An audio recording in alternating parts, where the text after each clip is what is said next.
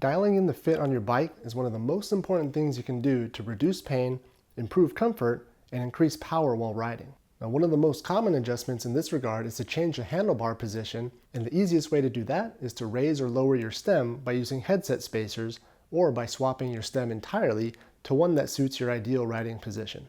The question then is, how do you make those fine adjustments on a bike equipped with the Specialized Future Shock? It seems like there's a lot of confusion surrounding this issue since the Future Shock system is admittedly pretty complex. Now, if you want a full breakdown of the entire Future Shock system, you can check out this video up here for more information than you ever wanted.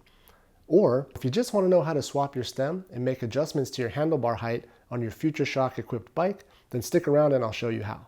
Oh, and by the way, if you find this video helpful in any way, consider hitting the subscribe button so you don't miss out on other bike-related content like this.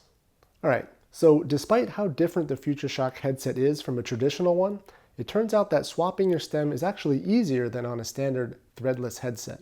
Now this is because the headset preload is done lower in the system and the stem doesn't play a role in the headset preload at all. Now, consequently, one of the first things that I discovered was that the stem top cap is purely aesthetic. It doesn't serve to preload the system as it does on a standard system, and it simply unscrews by hand. Now with the cap removed, you can simply remove the stem as you would any other stem. Now keep in mind when you do this, your headset remains nice and tight and properly loaded. And again, this is because all the preload happens under this plastic cap right here. You can see that with the stem removed, the fork isn't dropping out of the frame as it would on a bike with a standard headset. Also notice that the clamping surface for the stem is not the fork steer tube itself. Now the stem actually clamps to the top of the Future Shock cartridge, which has a narrower diameter than a fork steer tube, which is why there's this little shim that comes with the stock Specialized stem.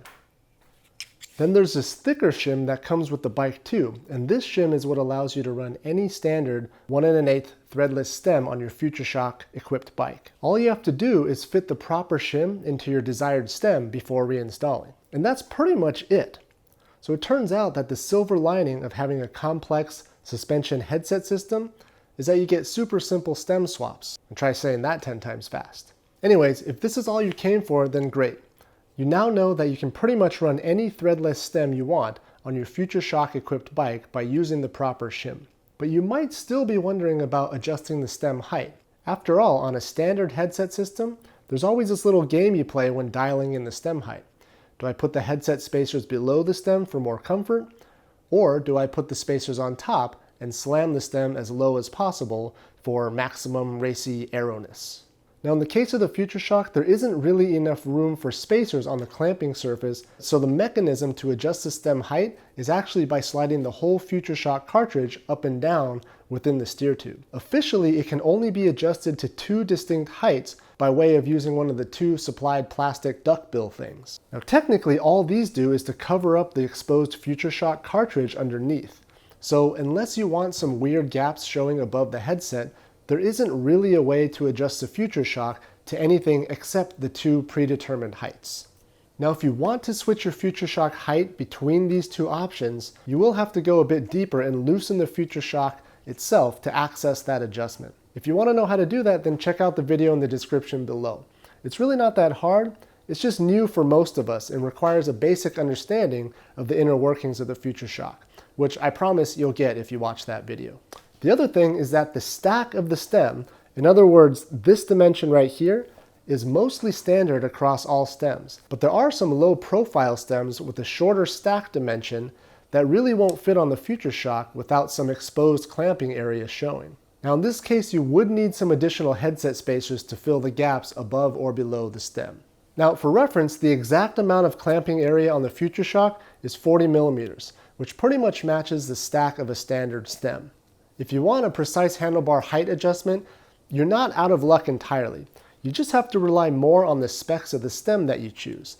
After all, you can pretty much get stems in just about any configuration of length and rise to suit your preferences. It's just one of the design limitations inherent with using a system like the Future Shock.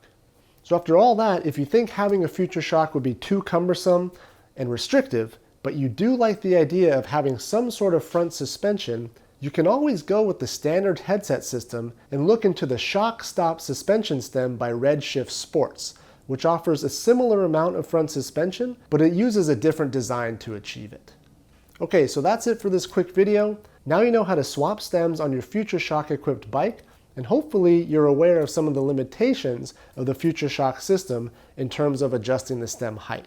Personally, I've been playing around with different stems, including this Easton riser stem, which I thought I would need since I recently transitioned from the Specialized Handlebar, which has 15 millimeters of rise, to these Ritchie Beacon handlebars, which have 0 rise.